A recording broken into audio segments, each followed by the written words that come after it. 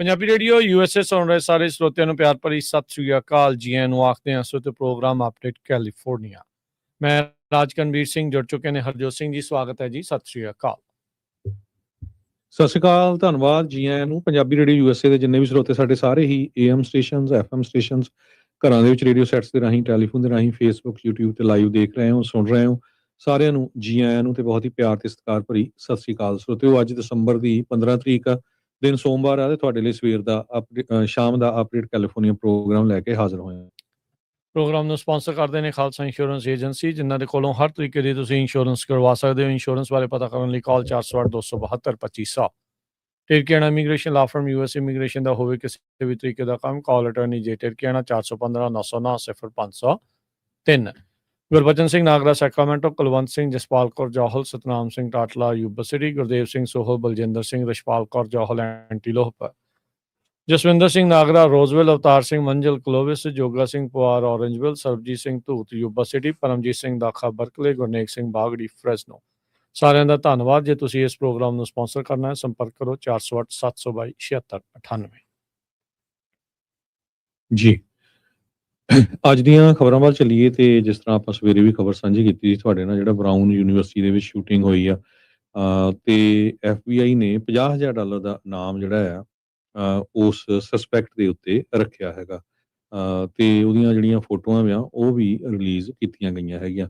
ਹੁਣ ਤੁਸੀਂ ਦੇਖ ਲਓ ਵੀ ਕਿੰਨਾ ਚਿਰ ਹੋ ਗਿਆ, ਕਿੰਨੇ ਘੰਟੇ ਹੋ ਗਏ ਤੇ ਉਹ ਹਜੇ ਤੱਕ ਵੀ ਜਿਹੜਾ ਸਸਪੈਕਟ ਆ ਉਸ ਨੂੰ ਫੜ ਨਹੀਂ ਸਕੇ। ਅਥਾਰਟੀਜ਼ ਨੇ ਇਹ ਅਨਾਉਂਸ ਕੀਤਾ ਵੀ ਪਰਸਨ ਆਫ ਇੰਟਰਸਟ ਕਸਟਡੀ 'ਚ ਆ। ਬਾਅਦ 'ਚ ਉਹ ਬੰਦੇ ਨੂੰ ਛੱਡ ਵੀ ਦਿੱਤਾ।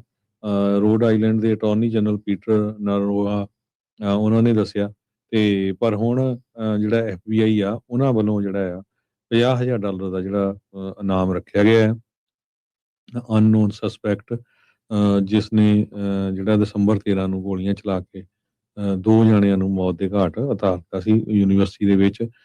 ਬੜੀ ਟੌਪ ਨੌਜ ਯੂਨੀਵਰਸਿਟੀ ਆ, ਆਈਵੀ ਲੀਗ ਯੂਨੀਵਰਸਿਟੀ।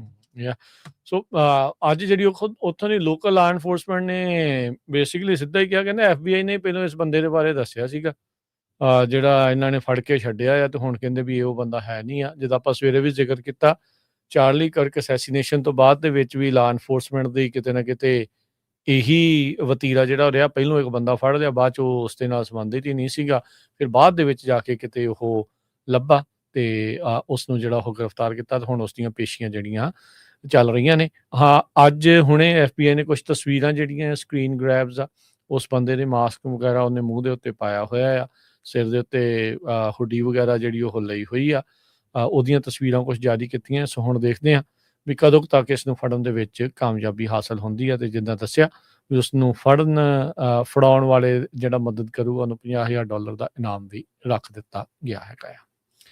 ਅਗਲੀ ਜਿਹੜੀ ਹਰਜੋਤ ਸਿੰਘ ਜੀ ਖਬਰ ਦੇ ਉੱਤੇ ਨਜ਼ਰ ਮਾਰੀਏ, ਅੱਜ ਰਾਸ਼ਟਰਪਤੀ ਟਰੰਪ ਨੇ ਇੱਕ ਹੋਰ ਐਗਜ਼ੈਕਟਿਵ ਆਰਡਰ ਸਾਈਨ ਕਰਦੇ ਹੋਏ ਜਿਹੜੀ ਫੈਂਟਨਲ ਆ ਉਸ ਨੂੰ ਵੈਪਨ ਆਫ ਮਾਸ ਡਿਸਟਰਕਸ਼ਨ ਦੇ ਤੌਰ ਦੇ ਉੱਤੇ ਡੈਜ਼ਿਗਨੇਟ ਕਰ ਦਿੱਤਾ ਆ। ਉਸ ਨੂੰ ਇਹ ਜਿਹੜਾ ਨਵਾਂ ਇੱਕ ਹਿਸਾਬ ਦੇ ਨਾਲ ਲੈਵਲ ਦੇ ਉੱਤੇ ਲੈ ਆਂਦਾ ਆ। ਉਹਨਾਂ ਨੇ ਪੈਂਟਾਗਨ ਤੇ ਜਸਟਿਸ ਡਿਪਾਰਟਮੈਂਟ ਨੂੰ ਇਹ ਨਾਲ ਹੀ ਹਦਾਇਤਾਂ ਦਿੰਦੇ ਹੋਏ ਇਸ ਐਗਜ਼ੈਕਟਿਵ ਆਰਡਰ ਦੇ ਵਿੱਚ ਆਦੇਸ਼ ਦਿੱਤੇ ਨੇ ਵੀ ਵਾਧੂ ਜਿਹੜੇ ਆ ਉਹ ਕਦਮ ਚੁੱਕੇ ਜਾਣ ਤਾਂ ਜੋ ਫੈਂਟਨਲ ਜੋ ਇੱਥੇ ਬਣਾਇਆ ਜਾ ਰਿਹਾ ਆ, ਡਿਸਟਰੀਬਿਊਟ ਕੀਤਾ ਜਾ ਰਿਹਾ ਆ ਇਸ ਡਰੱਗ ਦਾ, ਤੇ ਇਹਦੇ ਜਿਹੜੇ ਪ੍ਰੀਕਰਸਰ ਆ ਉਹਨਾਂ ਨੂੰ ਰੋਕਣ ਦੇ ਲਈ ਹੋਰ ਨਵੇਂ ਕਦਮ ਜਿਹੜੇ ਚੁੱਕੇ ਜਾਣੇ ਚਾਹੀਦੇ ਆ। ਵਾਈਟ ਹਾਊਸ ਨੇ ਕਿਹਾ ਵੀ ਇਹ ਕਦਮ ਚੁੱਕਣ ਦੇ ਨਾਲ ਇਸ ਕਾਰਟਲਸ ਨੂੰ ਰੋਕਣ ਦੇ ਲਈ, ਕੰਬੈਟ ਕਰਨ ਦੇ ਲਈ ਅਸੀਂ ਹਰ ਹੀਲਾ, ਹਰ ਤਰੀਕਾ ਵਰਤਾਂਗੇ। ਫੋਰਨ ਨੈਟਵਰਕਸ ਜੋ ਇਸ ਕੰਮ ਦੇ ਵਿੱਚ ਹਿੱਸਾ ਪਾ ਰਹੇ ਨੇ, ਫੈਂਟਨਲ ਦੀ ਪ੍ਰੋਡਕਸ਼ਨ ਜਾਂ ਉਸ ਦੇ ਲਈ ਰਾ ਮਟੀਰੀਅਲ ਨੂੰ ਅਮਰੀਕਾ ਦੇ ਵਿੱਚ ਲੈ ਕੇ ਆ ਰਹੇ ਆ, ਉਹਨਾਂ ਦੇ ਉੱਤੇ ਵੀ ਨਕੇਲ ਕੱਸੀ ਜਾਊਗੀ।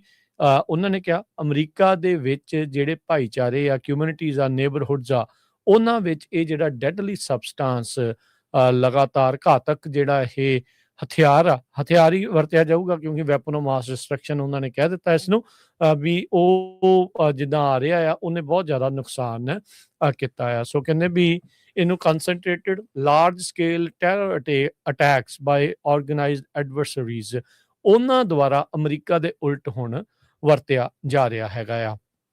ਇਹ ਆਰਡਰ ਕਹਿੰਦੇ ਵੀ ਉਸ ਟਾਈਮ ਦੇ ਉੱਤੇ ਆਉਂਦਾ ਜਦ ਰਾਸ਼ਟਰਪਤੀ ਟਰੰਪ ਆਪਣਾ ਯੂਐਸ ਦਾ ਕੈਂਪੇਨ ਹੈ ਡਰੱਗ ਟ੍ਰੈਫਿਕਰਸ ਦੇ ਉਲਟ ਸਾਊਥ ਅਫਰੀਕਾ ਦੇ ਵਿੱਚ ਉਸ ਨੂੰ ਹੋਰ ਤੇਜ਼ ਜਾਂ ਵਧਾਉਣ ਜਾ ਰਹੇ ਆ।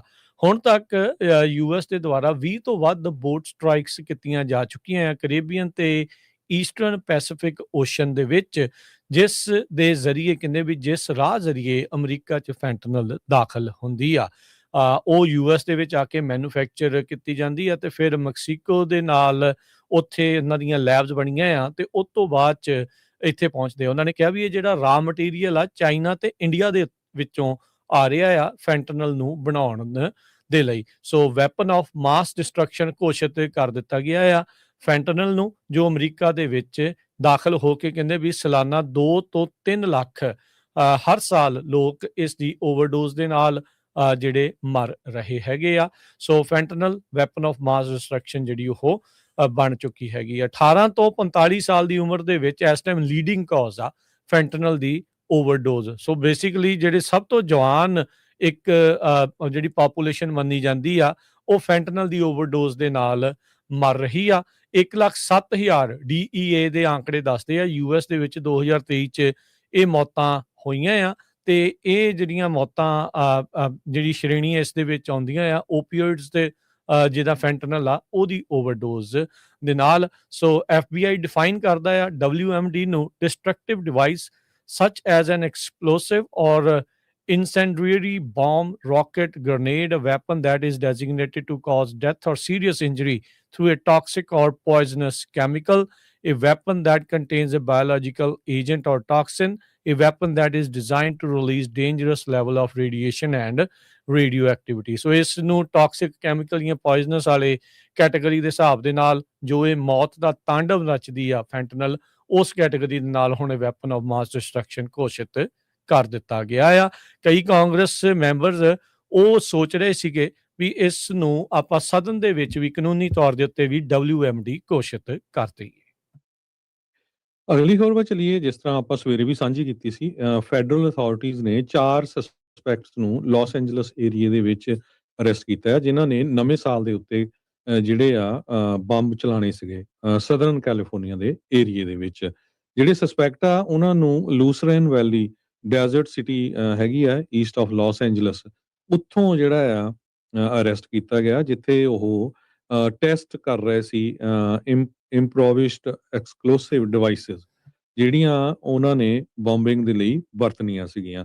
ਇਹ ਕਹਿੰਦੇ ਵੀ ਜਿਹੜੇ ਮੈਂਬਰ ਆ ਚਾਰੇ ਦੇ ਚਾਰੇ ਇੱਕ ਤਰ੍ਹਾਂ ਨਾਲ ਪ੍ਰੋ ਪੈਲਸਟੀਨੀਅਨ ਗਰੁੱਪ ਦੇ ਆਫਸ਼ੂਟ ਗਰੁੱਪ ਆ, ਟਰਟਲ ਆਈਲੈਂਡ ਆਪਰੇਸ਼ਨ ਫਰੰਟ ਇਹਦਾ ਨਾਂ ਆ। ਤੇ ਕਾਨਫਰੰਸ ਦੇ ਦੌਰਾਨ ਫੈਡਰਲ ਜਿਹੜੇ first assistant US attorney bill SI ਲਈ ਆ, ਉਹਨਾਂ ਨੇ ਦੱਸਿਆ ਵੀ ਇਹ ਰੈਡੀਕਲ ਐਂਟੀ ਗਵਰਨਮੈਂਟ ਜਿਹੜਾ ਗਰੁੱਪ ਹੈਗਾ ਤੇ ਇਹਨਾਂ ਦੇ ਉੱਤੇ ਹੁਣ conspiracy, possession of destructive devices, ਇਹ ਸਾਰਿਆਂ ਦੇ ਜਿਹੜੇ ਚਾਰजेस ਲਾਏ ਗਏ ਹੈਗੇ ਆ।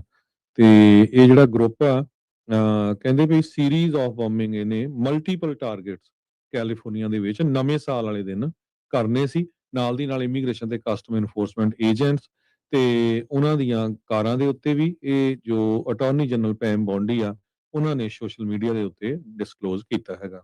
ਸਰਵੇਲੈਂਸ ਫੁਟੇਜ ਵੀ ਇਹਨਾਂ ਦੀ ਹਰਜੋਤ ਸਿੰਘ ਜੀ ਡਿੱਕੇ ਲੱਗੀ ਆ, ਜਿਸ ਦੇ ਵਿੱਚ ਇੱਕ ਮੁਹਾਵੇ ਡੈਜ਼ਰਟ ਵਿੱਚ ਕੋਸ਼ਿਸ਼ ਕਰ ਰਹੇ ਸੀ ਵੀ ਇਸ ਨੂੰ ਡੈਟੋਨੇਟ ਕਰਕੇ ਇਹ ਜਿਹੜਾ ਇਹਨਾਂ ਨੇ ਬੰਬ ਚਲਾ ਕੇ ਦੇਖਣਾ ਸੀਗਾ, ਉਸ ਦੀ ਕਹਿੰਦੇ ਵੀ ਇਹਨਾਂ ਨੇ ਵੀਡੀਓ ਫੁਟੇਜ ਸਰਵੇਲੈਂਸ ਜਿਹੜੀ ਫੁਟੇਜ ਆ ਉਹ ਪਤਾ ਕੀਤੀ ਹੈ, ਜਿਸ ਵਿੱਚ ਕਹਿੰਦੇ ਵੀ ਕੋਸ਼ਿਸ਼ ਕਰ ਰਹੇ ਆ ਵੀ ਇਸ ਨੂੰ ਇੱਕ ਰੇਗਿਸਤਾਨ ਦੇ ਵਿੱਚ ਚਲਾ ਕੇ ਦੇਖੀਏ ਵੀ ਬੰਬ ਚਲਾਇਆ ਕਿੱਦਾਂ ਜਿਹੜਾ ਉਹ ਜਾਣਾ ਆ। ਸੋ ਟਰਟਲ ਆਈਲੈਂਡ ਲਿਬਰੇਸ਼ਨ ਫਰੰਟ, ਜਿੱਦਾਂ ਆਪਾਂ ਸਵੇਰੇ ਵੀ ਇਸ ਦੇ ਬਾਰੇ ਜ਼ਿਕਰ ਜਿਹੜਾ ਉਹ ਕੀਤਾ ਸੀ, ਇਹਦਾ ਮੁਸ਼ਤੈਦੀ ਆ FBI ਦੀ, ਲਾ ਐਨਫੋਰਸਮੈਂਟ ਦੀ ਵੀ ਇਹਨਾਂ ਨੂੰ ਸਮੇਂ ਰਹਿੰਦੇ ਹੋਏ ਇਸ ਚੀਜ਼ ਦਾ ਪਤਾ ਲੱਗ ਗਿਆ, ਨਹੀਂ ਤਾਂ ਇੱਕ ਬਹੁਤ ਭਿਆਨਕ ਚੀਜ਼ ਇਸ ਕਰਕੇ ਵਾਪਰ ਸਕਦੀ ਸੀਗੀ। ਸੋ ਇਹ ਜਿਹੜੇ ਆ 30-32 ਸਾਲ ਦੀ ਉਮਰ ਦੇ ਲਾਈਕ 30s ਦੇ ਵਿੱਚ ਹੈਗੇ ਆ ਮੋਸਟਲੀ ਇਹ ਲੋਕ, 4 ਜਣੇ ਜਿਨ੍ਹਾਂ ਨੂੰ ਹੁਣ ਗ੍ਰਿਫਤਾਰ ਕੀਤਾ ਜਿਹੜਾ ਉਹ ਗਿਆ ਹੈਗਾ ਆ। ਸੋ ਫਾਰ ਲੈਫਟ ਗਰੁੱਪ ਦੇ ਦੱਸੇ ਜਾਂਦੇ ਨੇ ਜਿਨ੍ਹਾਂ ਨੇ ਇੱਕ ਟੈਰਰ ਪਲਾਟ, ਇੱਕ ਕੋਸ਼ਿਸ਼ ਕਰ ਰਹੇ ਸੀ ਵੀ ਕੈਲੀਫੋਰਨੀਆ ਦੇ LA ਜਾਂ ਉਸ ਦੇ ਇਰਦ ਗਿਰਦ ਦੇ ਇਲਾਕਿਆਂ ਦੇ ਵਿੱਚ ਕੁਝ ਧਮਾਕੇ ਜਿਹੜੇ ਉਹ ਕੀਤੇ ਜਾ ਸਕਣ। ਸੋ ਦੇਖੋ ਕਿੱਦਾਂ ਦੇ ਲੋਕ, ਜਿਹੜਾ ਆਪਾਂ ਸਵੇਰੇ ਵੀ ਗੱਲ ਕਰ ਰਹੇ ਸੀਗੇ ਵੀ ਕਮਲੇ ਲੋਕਾਂ ਦਾ ਦੁਨੀਆ ਦੇ ਉੱਤੇ ਕੋਈ ਘਾਟ ਨਹੀਂ ਹੈਗੀ ਇਸ ਮੌਕੇ, ਵੀ ਕੌਣ ਕੀ ਜਿਹੜਾ ਉਹ ਕੁਛ ਇਸ ਟਾਈਮ ਸੋਚੀ ਜਿਹੜਾ ਉਹ ਜਾ ਰਿਹਾ ਹੈਗਾ ਆ। ਸੋ ਟਰਟਲ ਆਈਲੈਂਡ ਲਿਬਰੇਸ਼ਨ ਫਰੰਟ, ਇਹ ਆਪਣੇ ਆਪ ਨੂੰ, ਇਹਨਾਂ ਦਾ ਫੇਸਬੁੱਕ ਪੇਜ ਵੀ ਆ, ਇਹਨਾਂ ਦਾ ਇੰਸਟਾਗ੍ਰਾਮ ਪੇਜ ਵੀ ਹੈਗਾ ਆ। ਸੋ ਇਹ ਕਾਫੀ ਕੁਛ ਜਿਹੜਾ ਉਹ ਚੱਲ ਰਿਹਾ ਸੀਗਾ। ਸੋ ਇਹ 4 ਗ੍ਰਿਫਤਾਰੀਆਂ ਵੀ ਜਿਹੜੀਆਂ ਉਹਨਾਂ ਨੇ ਨਾਲ ਦੇ ਨਾਲ ਕਰ ਲਈਆਂ ਹੈਗੀਆਂ। ਸੋ ਕਹਿੰਦੇ ਵੀ ਕਾਫੀ ਤਰ੍ਹਾਂ ਦਾ ਜਿਹੜੀ ਸਮੱਗਰੀ ਆ, ਸਮਾਨ ਆ, ਉਹ ਵੀ ਇਹਨਾਂ ਦੇ ਥਾਵਾਂ ਤੋਂ ਜਦੋਂ ਇਹਨਾਂ ਨੇ ਗ੍ਰਿਫਤਾਰ ਕੀਤੇ ਆ, ਵੀ ਉਹ ਮਿਲਿਆ ਆ, ਜਿਹੜਾ ਅਸਲਾ ਕਹਿ ਲਓ ਵੀ ਉਹ ਮਿਲਿਆ ਉਸ ਤਰੀਕੇ ਦਾ, ਵੀ ਕੈਮੀਕਲ ਵੈਪਨਸ ਤੇ ਹੋਰ ਸਾਰੀਆਂ ਚੀਜ਼ਾਂ ਵੀ ਉਹਨਾਂ ਦੇ ਨਾਲ। So death to America, long live Turtle Island, Palestine, death to ICE, American catastrophe, fascism, ਇੱਦਾਂ ਦੇ ਜਿਹੜੇ ਪਰਚੇ ਆ ਇਹਨਾਂ ਦੇ ਕੋਲੋਂ ਵੀ ਜਿਹੜੇ ਉੱਥੇ ਪ੍ਰਾਪਤ ਹੋਏ ਆ। ਤੇ ਇਹ ਇੱਕ lotus group, order of black lotus ਕਰਕੇ ਆ ਇੱਕ ਸਿਗਨਲ ਗਰੁੱਪ, ਉਹਦੇ ਵਿੱਚ ਵੀ ਇਹ ਚਾਰੇ ਦੇ ਚਾਰੇ ਜਿਹੜੇ ਉਹ ਸ਼ਾਮਲ ਸੀਗੇ। ਸੋ 12 ਦਸੰਬਰ ਨੂੰ ਇਹਨਾਂ ਨੇ ਕਥਿਤ ਤੌਰ ਦੇ ਉੱਤੇ ਐਕਸਪਲੋਸਿਵ ਡਿਵਾਈਸਿਸ ਆ ਉਹਨਾਂ ਦਾ ਨਿਰੀਖਣ ਵੀ ਖੁਦ ਕੀਤਾ ਸੀ। FBI ਦਾ ਜਿਹੜਾ ਬੰਬ ਟੈਕਨੀਸ਼ੀਅਨ ਆ ਉਹਨੇ ਰਿਵਿਊ ਕੀਤਾ ਮਟੀਰੀਅਲ ਦਾ, ਤੇ ਕਹਿੰਦੇ ਵੀ ਕਨਸਪੀਰੇਟਰ ਦੀ ਜਿਹੜੀ ਉਹ ਕੈਂਪ ਸਾਈਟ ਦੇ ਉੱਤੇ, ਤੇ ਕਹਿੰਦੇ ਵੀ ਉਹਨੇ ਇਹ ਜਿਹੜਾ ਉਹ ਦੱਸਿਆ ਵੀ ਇੰਪਰੋਵਾਈਜ਼ਡ ਕੈਮੀਕਲ ਡਿਵਾਈਸ, ਜਿਹਨੂੰ IED ਆਖ ਦਿੱਤਾ ਜਾਂਦਾ ਆ, ਵੀ ਇਹ ਬਣਾਉਣ ਦੇ ਵਿੱਚ ਵਰਤ ਸਕਦੇ ਸੀ, ਜਾਂ ਮੋਲੋਟੋਵ ਕਾਕਟੇਲ ਡਿਵਾਈਸਿਸ, ਤੇ ਕਹਿੰਦੇ ਵੀ ਰੈਡਲੀ ਅਸੈਂਬਲੇਬਲ ਸੀਗੇ, ਵੀ ਝੱਟ ਦੇਣੀ ਬਣਾ ਕੇ ਇਸ ਚੀਜ਼ ਨੂੰ ਜਿਹੜਾ ਉਹ ਅੱਗੇ ਲੈ ਕੇ ਜਾ ਸਕਦੇ ਸੀਗੇ। ਸੋ ਇਹ ਲਗਾਤਾਰ ਸਟੋਰੀ ਦੇ ਵਿੱਚ ਹੋਰ ਅਪਡੇਟਸ ਜਿਹੜੀਆਂ ਉਹ ਜਿਉਂ-ਜਿਉਂ ਆਉਂਦੀਆਂ ਜਾਣਗੀਆਂ, ਉਹਦੇ ਬਾਰੇ ਜਿਹੜਾ ਉਹ ਪਤਾ ਲੱਗਦਾ ਰਹੇਗਾ।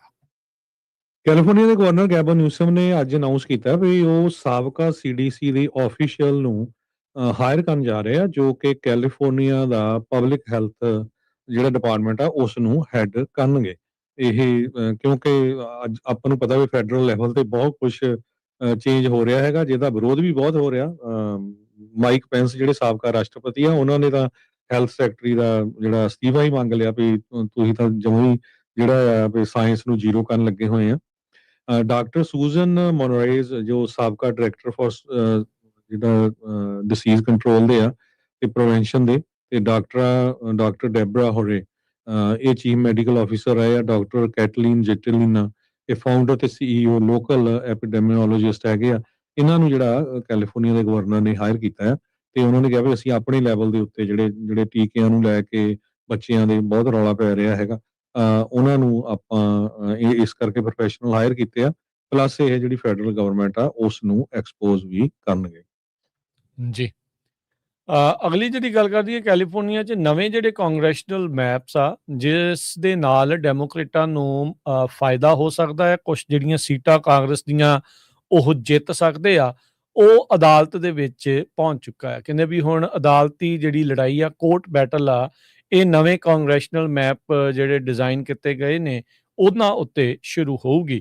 ਕਹਿੰਦੇ ਵੀ ਇਹ ਜਿਹੜੀ ਹੀਅਰਿੰਗ ਆ LA ਦੇ ਵਿੱਚ ਸ਼ੁਰੂ ਹੋਣ ਜਾ ਰਹੀ ਆ। ਟਰੰਪ ਐਡਮਿਨਿਸਟ੍ਰੇਸ਼ਨ ਤੇ ਜਿਹੜੀ ਗਵਰਨਰ ਗੈਵਿਨ ਨਿਊਸਮ, ਉਹਨਾਂ ਦੀ ਜਿਹੜੀ ਕਹਿ ਲਓ ਵੀ ਡੈਮੋਕ੍ਰੇਟ ਪਾਰਟੀ, ਉਹਨਾਂ ਦੇ ਵਿਚਾਲੇ ਹੀ ਇਹ ਸਿੱਧੀ ਪੋਲੀਟੀਕਲ ਫਾਈਟ ਦੇ ਤੌਰ ਦੇ ਉੱਤੇ ਆ, ਤੇ ਕਾਫੀ ਹਾਈ ਸਟੇਕ ਇਸ ਫਾਈਟ ਦੇ ਉੱਤੇ ਜਿਹੜੇ ਲੱਗਣ ਜਾ ਰਹੇ ਆ। 2028 ਦੇ ਵਿੱਚ, ਜਿਸ ਬਾਰੇ ਗਵਰਨਰ ਨਿਊਸਮ ਸੋਚ ਰਿਹਾ ਵੀ ਉਹ ਪ੍ਰੈਜ਼ੀਡੈਂਸ਼ੀਅਲ ਇਲੈਕਸ਼ਨ ਰਨ ਕਰ ਸਕਦਾ ਹੈ, ਪਰ ਉਸ ਤੋਂ ਪਹਿਲਾਂ 2026 ਦੇ ਵਿੱਚ ਇਸ ਵਾਰ ਜਿਹੜੀਆਂ ਮਿਡ ਟਰਮ ਇਲੈਕਸ਼ਨ ਹੋਣੀਆਂ ਆ, ਇਸ ਦੇ ਵਿੱਚ ਆਪਣਾ ਪਲੜਾ ਕਾਂਗਰਸ ਦੇ ਵਿੱਚ ਕਿਹਦਾ ਭਾਰੀ ਰਵੇ, ਉਹਨਾਂ ਨੇ ਆਪੋ ਆਪਣੇ ਪੱਧਰ ਦੇ ਉੱਤੇ ਜੈਰੀਮੈਂਡਰਿੰਗ ਕਰਕੇ ਰਿਪਬਲਿਕਨਸ ਤੇ ਡੈਮੋਕ੍ਰੇਟਸ ਆਪਣੀਆਂ ਸੀਟਾਂ ਵਧਾਉਣ ਦੀ ਜਿਹੜੀ ਆ ਵੱਖ-ਵੱਖ ਸੂਬਿਆਂ ਦੇ ਵਿੱਚ ਕੋਸ਼ਿਸ਼ ਵਿੱਚ ਲੱਗੇ ਹੋਏ ਆ। ਬੀਤੇ ਨਵੰਬਰ ਦੇ ਵਿੱਚ ਜਦ ਪ੍ਰੋਪ 50 ਦੇ ਉੱਤੇ ਵੋਟ ਪਈ ਸੀ, ਤਾਂ ਕੈਲੀਫੋਰਨੀਆ ਦੇ ਵੋਟਰਾਂ ਨੇ ਇਸ ਦੇ ਹੱਕ ਦੇ ਵਿੱਚ ਵੋਟ ਪਾ ਕੇ ਉਸ ਪ੍ਰੋਪੋਜੀਸ਼ਨ ਨੂੰ ਜਿਤਾ ਦਿੱਤਾ ਸੀ, ਜਿਸ ਨਾਲ ਇਹ ਮੰਨਿਆ ਜਾ ਰਿਹਾ ਵੀ ਡੈਮੋਕ੍ਰੇਟ ਇੱਥੇ 4-5 ਸੀਟਾਂ ਕੱਢ ਸਕਦੇ ਨੇ, ਉਹ ਆਪਣੀਆਂ ਵਧਾ ਸਕਦੇ ਨੇ। ਸੋ ਟਰੰਪ ਜਿਹੜੇ ਪੋਲੀਟੀਕਲ ਫਾਈਟ ਦੇ ਵਿੱਚ ਦੋ ਸਭ ਤੋਂ ਅਮਰੀਕਾ ਦੇ ਪੋਪੂਲਸ ਯਾਨੀ ਕਿ ਆਬਾਦੀ ਵਾਲੇ ਜਿਹੜੇ ਸੂਬੇ ਆ, ਉਹ ਆਮੋ ਸਾਹਮਣੇ ਦੇਖੇ ਜਾ ਰਹੇ ਆ।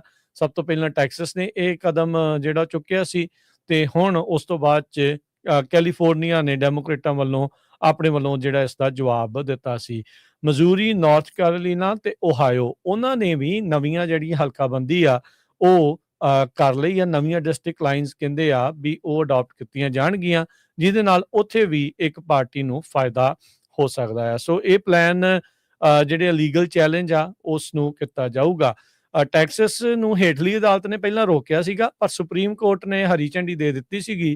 ਕਹਿੰਦੇ ਵੀ ਹੁਣ ਵਕਤ ਬਹੁਤ ਘੱਟ ਰਹਿ ਗਿਆ ਤੇ ਇਸ ਦੇ ਵਿੱਚ ਅਦਾਲਤ ਜਿਹੜੀ ਜਿਸ ਦੇ ਨਾਲ ਇਲੈਕਸ਼ਨਸ ਦੇ ਫੈਸਲੇ ਦੇ ਉੱਤੇ ਜਾਂ ਨਤੀਜਿਆਂ ਤੇ ਫਰਕ ਪੈ ਸਕਦਾ ਆ, ਇਹ ਹੁਣ ਅਦਾਲਤ ਇਸ ਦੇ ਵਿੱਚ ਕੋਈ ਰੋਕਾ ਟਾਕੀ ਜਿਹੜੀ ਆ ਉਹ ਨਾ ਕਰੇ ਤੇ ਟੈਕਸਸ ਨੂੰ ਆਪਣੇ ਨਵੇਂ ਮੈਪ ਵਰਤਣ ਦੀ ਇਜਾਜ਼ਤ ਮਿਲ ਚੁੱਕੀ ਸੀ। ਹੁਣ ਦੇਖਣਾ ਹੋਊਗਾ ਵੀ ਕੀ ਕੈਲੀਫੋਰਨੀਆ ਦੇ ਵਿੱਚ ਵੀ ਇਸ ਚੀਜ਼ ਦੀ ਇਜਾਜ਼ਤ ਰਹੇਗੀ ਜਾਂ ਇਸ ਨੂੰ ਅਦਾਲਤ ਦੇ ਦੁਆਰਾ ਰੋਕਿਆ ਜਾ ਸਕਦਾ ਆ।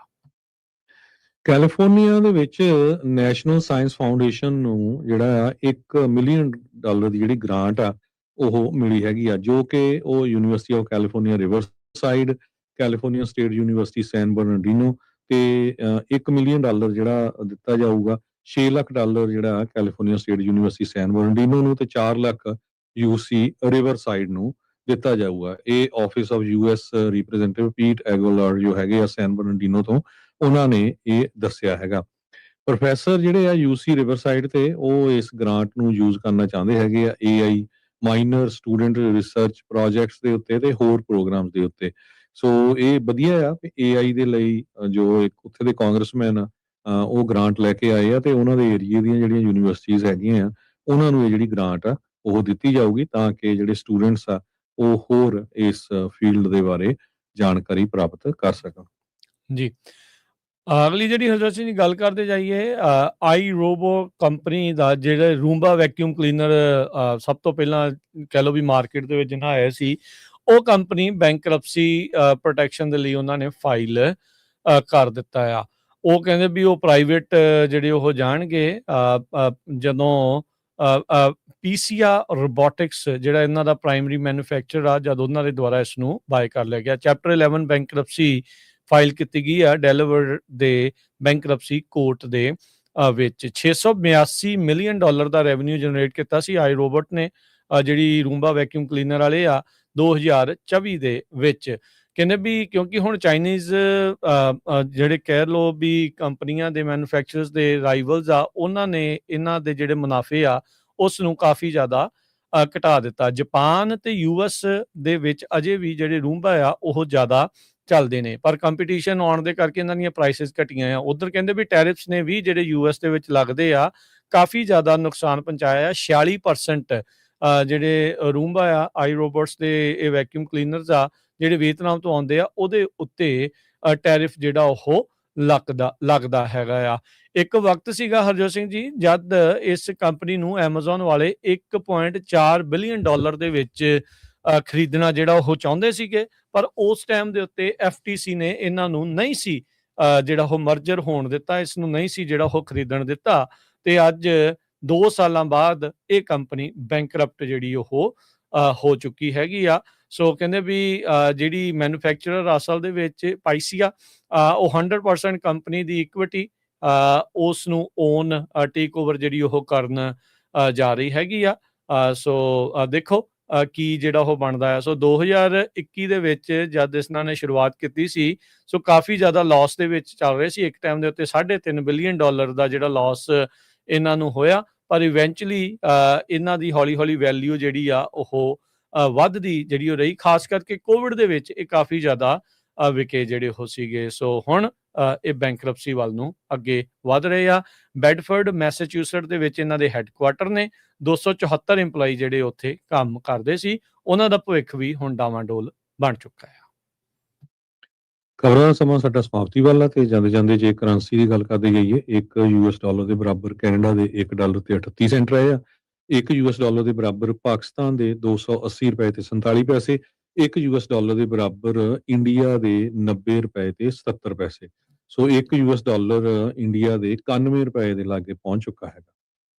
ਜੀ, ਤੇ ਹਰਜੋਤ ਸਿੰਘ ਜੀ ਮਾਰਕੀਟ ਤੇ ਜਾਣ ਤੋਂ ਪਹਿਲਾਂ ਇੱਕ ਆਪਣੇ ਗਵਾਂਢੀ ਮੁਲਕ ਮੈਕਸੀਕੋ ਤੋਂ ਖਬਰ ਆ ਰਹੀ ਆ। ਉੱਥੇ ਇੱਕ ਛੋਟਾ ਪਲੇਨ ਕ੍ਰੈਸ਼ ਹੋਇਆ ਆ ਜੋ ਕਿ ਇੱਕ ਐਮਰਜੈਂਸੀ ਲੈਂਡਿੰਗ ਕਰਨ ਦੀ ਕੋਸ਼ਿਸ਼ ਕਰ ਰਿਹਾ ਸੀ। ਮੈਕਸੀਕੋ ਦੀ ਸਟੇਟ ਸਿਵਲ ਪ੍ਰੋਟੈਕਸ਼ਨ ਕੋਆਰਡੀਨੇਟਰ ਉਹਨਾਂ ਨੇ ਦੱਸਿਆ ਤੇ ਕਹਿੰਦੇ ਵੀ ਇਸ ਹਾਦਸੇ ਦੇ ਵਿੱਚ 7 ਜਾਣਿਆਂ ਦੀ ਮੌਤ ਹੋਈ ਦੱਸੀ ਜਾਂਦੀ ਆ। ਸੈਨ ਮਟੇਓ ਅਟੈਂਕੋ ਦੇ ਵਿੱਚ ਇਹ ਹਾਦਸਾ ਵਾਪਰਿਆ। ਇੱਕ ਇੰਡਸਟਰੀਅਲ ਏਰੀਆ ਸੀਗਾ 3 ਮਾਈਲਸ ਜਿਹੜਾ ਇੱਕ ਟਲੂਸਾ 에ਅਰਪੋਰਟ ਆ ਉਸ ਦੇ ਨਜ਼ਦੀਕ। ਇਹ ਮੈਕਸੀਕੋ ਸਿਟੀ ਤੋਂ ਤਕਰੀਬਨ 50 ਕਿਲੋਮੀਟਰ ਜਾਂ 30 ਮੀਲ ਦੂਰ ਪੈਂਦਾ ਹੈਗਾ ਆ। ਇਹ ਪ੍ਰਾਈਵੇਟ ਜੈਟ ਸੀ। 8 ਪੈਸੰਜਰ ਤੇ 2 ਕਰੂ ਮੈਂਬਰ ਦੇ ਨਾਲ ਇਸ ਨੇ ਉਡਾਨ ਭਰੀ ਸੀ ਤੇ ਕੁਝ ਘੰਟਿਆਂ ਬਾਅਦ ਹੀ ਇਹ ਹਾਦਸਾਗ੍ਰਸਤ ਹੋ ਗਿਆ। 7 ਲਾਸ਼ਾਂ ਹੁਣ ਤੱਕ ਬਰਾਮਦ ਕੀਤੀਆਂ ਜਾ ਚੁੱਕੀਆਂ ਆ। ਇਹ ਜਦ ਇਹਦੇ ਵਿੱਚ ਕੋਈ ਨੁਕਸ ਪਿਆ ਤਾਂ ਇਹਨਾਂ ਨੇ ਸੌਕਰ ਫੀਲਡ ਦੇ ਵਿੱਚ ਲੈਂਡ ਕਰਨ ਦੀ ਕੋਸ਼ਿਸ਼ ਕੀਤੀ, ਪਰ ਇਹ ਹਾਦਸਾਗ੍ਰਸਤ ਜਿਹੜਾ ਉੱਥੇ ਹੋ ਗਿਆ ਆ ਤੇ 7 ਜਣਿਆਂ ਦੀ ਮੌਤ ਹੋਈ ਦੱਸੀ ਜਾਂਦੀ ਆ। ਤੇ ਮਾਰਕੀਟ ਦੇ ਵਿੱਚ ਜਿਹੜਾ ਹਰਜੋਤ ਸਿੰਘ ਜੀ ਦੱਸਦੇ ਜਾਈਏ, ਅੱਜ ਡਾਓ ਜੋਨ 41 ਪੁਆਇੰਟ ਘੱਟ ਕੇ 48,000 ਤੇ 416 ਤੇ ਬੰਦ ਹੋਇਆ। S&P 11 ਪੁਆਇੰਟ ਘੱਟ ਕੇ 6817, ਨੈਸਡੈਕ 138 ਪੁਆਇੰਟ ਘੱਟ ਕੇ 23,057 ਤੇ ਬੰਦ ਹੋਇਆ। ਸੋਨੇ ਦਾ ਭਾਅ 4300 ਤੇ $38 ਪ੍ਰਤੀ ਆਉਂਸ। ਕੱਚੇ ਤੇਲ ਦੀ ਕੀਮਤ $56 ਪ੍ਰਤੀ barrel. 10 year yield 4.17%। Crypto currency 'ਚ ਬਿਟਕੋਇਨ 85,000 ਤੇ 897 ਤੇ ਇਥੀਰੀਅਮ $2945 ਦੇ ਬਰਾਬਰ ਚੱਲ ਰਿਹਾ ਆ। ਸੋ ਇੱਥੇ ਹੀ ਸਰੋਤਿਆਂ ਤੋਂ ਇਜਾਜ਼ਤ ਲੈਂਦੇ ਹਾਂ। ਇਜਾਜ਼ਤ ਲੈਣ ਤੋਂ ਇੱਕ ਵਾਰੀ ਫੇਰ ਪਹਿਲਾਂ ਜਿੰਨੇ ਵੀ ਸਾਡੇ ਸਰੋਤੇ ਸੁਣਦੇ ਆ, ਆਪਣੇ ਦੋਸਤ ਮਿੱਤਰ ਰਿਸ਼ਤੇਦਾਰ ਸਾਰਿਆਂ ਨੂੰ ਕਹੋ ਪੰਜਾਬੀ ਰੇਡੀਓ ਦੇ 15 ਦੇ 15 AM ਤੇ FM ਸਟੇਸ਼ਨਸ ਬੇਕਰਫੀਲਡ ਤੋਂ ਲੈ ਕੇ ਜੁੱਬਾ ਸਿਟੀ ਤਾਈਂ ਉੱਥੇ ਘਰਾਂ 'ਚ ਕਾਰਾਂ 'ਚ ਸੁਣ ਸਕਦੇ ਆ। ਜਿਨ੍ਹਾਂ ਕੋਲ ਰੇਡੀਓ ਸੈਟਸ ਹੈ ਨਹੀਂ, ਪੰਜਾਬੀ ਰੇਡੀਓ USA ਸਟੂਡੀਓ ਕਾਲ ਕਰ ਲਓ, ਤੁਹਾਨੂੰ ਦੱਸ ਦਾਂਗੇ ਲੋਕਲ ਕਿਹੜੇ ਸਟੋਰ ਦੇ ਉੱਤੇ ਪਏ ਆ, ਜਾਂ ਤੁਸੀਂ ਪੰਜਾਬੀ ਰੇਡੀਓ USA ਦੇ ਫ੍ਰਿਜਨੋ ਜਾਂ ਸੈਨੋਜੇ ਸਟੂਡੀਓ 'ਚ ਆ ਕੇ ਲੈ ਸਕਦੇ ਹੈਗੇ ਆ।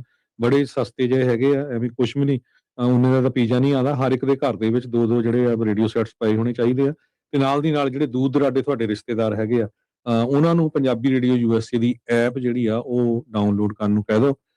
ਫ੍ਰੀ ਐਪ ਆ ਤੇ ਜਿਹਦੇ ਤੇ ਤੁਸੀਂ 24 ਘੰਟੇ 7 ਦਿਨ ਪੰਜਾਬੀ ਰੇਡੀਓ USA ਦੇ ਪ੍ਰੋਗਰਾਮ ਸੁਣ ਸਕਦੇ ਆ।